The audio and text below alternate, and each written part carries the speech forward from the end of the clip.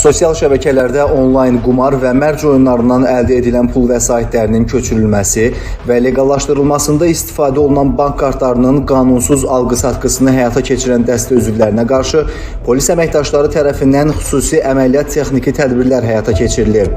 Daxili İşlər Nazirliyinin kibercinayətkarlıqla mübarizə baş idarəsi tərəfindən keçirilən tədbirlərlə qeyd edilən qanunsuz fəaliyyətlə məşğul olan 5 fərqli dəstənin 12 nəfərdən ibarət üzvü Əjdər Əzizov, Fərman Cəfərov, Hikmət Quliyev, habelə Adəm Əliyev və tanışı Cavid İsmayılzadə, Əlvan Musayev, eləcə də onunla əlbir olan Məhərrəm Babayev, Rəvan Mehdiyev, Aydın Məmmədzadə və Adil Məmmədov, həmçinin Alşan Səfərov və Rüstəm Novruzov saxlanılıblar.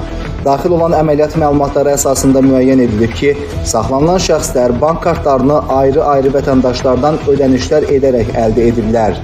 Daha sonra həmin kartların böyük əksəriyyəti cinayət əməllərində istifadə edilməsi məqsədi ilə əsasən Telegram sosial şəbəkəsində ölkə xaricində cinayətkar fəaliyyətlə məşğul olan şəxslərə satılıb.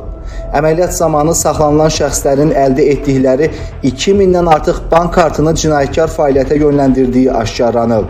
Qeyd edək ki, əksər hallarda öz kartını dəstə üzvlərinə təqdim edən şəxslər onların hansı məqsədlər üçün istifadə ediləcəyindən xəbərsiz olublar.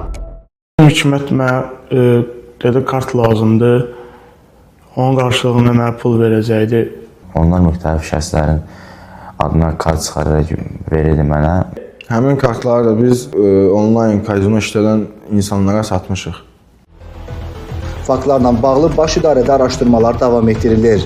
Vətəndaşlara bir daha müraciət edərək bildiririk ki, öz bank rekvizitlərinin üçüncü şəxslərə drop, yəni cinayət faktlarında istifadə edilməsi məqsədi ilə təqdim olunması yol verilməzdir.